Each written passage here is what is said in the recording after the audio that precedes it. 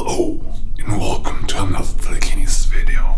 Today, I'm making a part 2 to my proof video.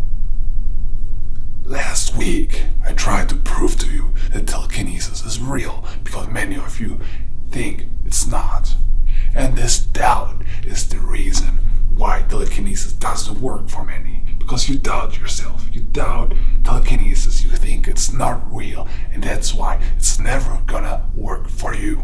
So I did telekinesis here on this chair with this pen, which is a very normal pen, okay, with this chair. And people thought, I read it in the comments, it's not a normal chair, and I just want to show to you there is nothing wrong with this chair, it's just a chair. Okay, and when I do telekinesis on this chair, it's really telekinesis. And to prove it to you again, I'm gonna show it to you again.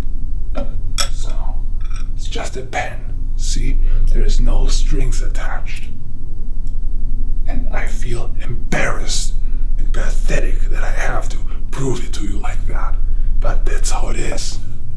So, I'm gonna do telekinesis now.